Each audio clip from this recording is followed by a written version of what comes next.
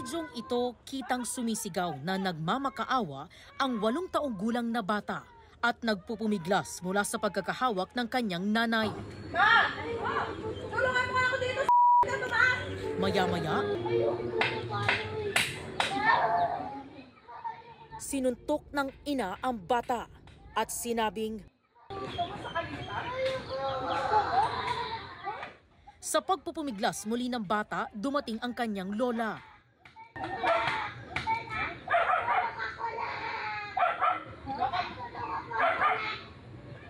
Pinagtulungang buhati ng dalawa ang bata para iuwi sa kanilang bahay habang nagpapatuloy ang pananakit.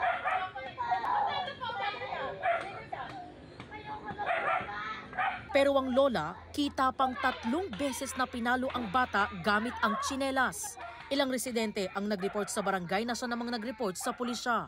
Base sa investigasyon, maghapong hindi umuwi ang bata matapos siyang utusan na bumili ng sigarilyo. Simula umaga, hindi na nga bumalik itong bata at sa tingin ko nagastos yung pambili ng sigarilyo at naibili ng pugs. So yung bata natakot at nahanap nung kanyang magulang na mga bandang alas 5 na ng hapon. Paliwanag ng nanay ng bata, nagkasalubong daw sila ng anak at imbis na lapitan siya, ay tumakbo ang bata palayo. Sa pagod at tagal ng paghahanap sa bata, di na raw siya nakapagpigil. 3 buwan daw siyang buntis. Kaya ako po lang din na ganun yung anak ko. Sa sobrang pagod na po, nanghihina ako dahil namutla na rin po ako, hindi ko na kaya eh. Pagod na ako eh. Pumayag ang nanay na iharap sa media ang kanyang anak. Kwento ng bata, niyaya siya ng ilang kalaro para bumili ng pagkain at laruan, kaya di agad nakauwi ng bahay. Umiyak ako ng umiyak. Tapos tatakot po ako umuwi. Sige po, pagalitan ako eh. Ayaw doon sa kapitbahay, gano'n na nga. Pagka nagagalit yung magulang ay binubugbog, kaya nga naisipan ng i-video ng kapitbahay. Ayon sa mag-ina, ito raw ang unang beses na nangyari ang insidente. Giit ng nanay, hindi niya binubugbog ang kanyang anak. Binugbog ko po yung anak ko, may kita po yan sa katawan, yung sobra pong pambubugbog. Hindi po ganun eh.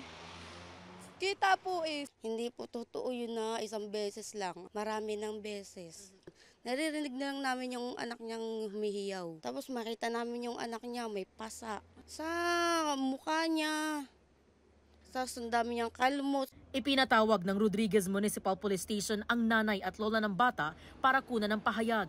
Pinakawalan din sila kalaunan. So ito, na-rescue po natin yung bata at ito turn over natin doon sa DSWD. At yung mga magulang ay kakasuhan natin. Violation of 716, R716 at saka physical abuse. Sa isang pahayag, sinabi ng DSWD na hindi nito kinukonsinti ang anumang uri ng abuso sa mga bata. Makikipag-ugnayan daw sila sa City Social Welfare and Development Office ng Rodriguez para sa legal avenues kaugnay ng insidente. Humingi na po ako ng pasensya sa kanya. Kahit din po siya, nanghingi na rin po siya ng pasensya sa akin. Okay na po kami.